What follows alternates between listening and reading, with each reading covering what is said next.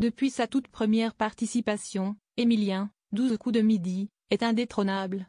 À seulement 22 ans, le jeune Vendéen a non seulement détrôné tous les records précédemment réalisés par les anciens champions du célèbre programme de TF1, mais continue également de briller avec ses connaissances. S'il compte déjà plus de 2 millions d'euros de gains et de cadeaux à son actif, cumulés après plus d'1 an et demi de participation, cela s'est pourtant fait au détriment de ses études supérieures.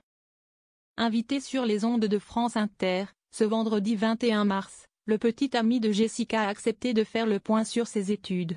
Émilien, 12 coups de midi, fait le point sur ses études. En effet, durant son passage dans l'émission radio, Émilien a reçu les encouragements d'une ancienne professeure d'histoire qui l'a non seulement félicité pour son brillant parcours dans l'émission, mais l'a également encouragé pour son avenir dans l'enseignement. Des compliments qui ont alors encouragé le jeune homme à se livrer davantage sur ses études en licence d'histoire. « J'ai un petit peu arrêté depuis 1 an et demi, a-t-il d'abord concédé. J'avais essayé de faire les deux en même temps, ça n'a pas été trop possible de conjuguer, à la fois, les enregistrements et les cours. Mais si l'actuel champion en titre a dû mettre ses études en pause, il ne compte pas les abandonner définitivement. J'ai un petit peu mis ça en pause, mais du coup, je les reprendrai très probablement après. Ça, si est-il sûr, a-t-il poursuivi, catégorique.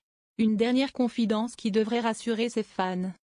Lors d'un précédent entretien avec Télé Loisirs, Émilien s'était longuement confié sur le rythme effréné qu'il vit depuis plus d'1 an et demi.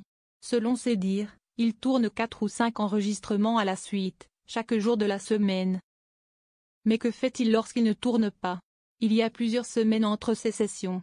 J'ai le temps de me reposer pour être au taquet pour les suivantes, avait-il simplement expliqué. Des semaines de repos au cours desquelles il peut décompresser, mais également réviser les rares sujets qui lui donnent parfois du fil à retordre.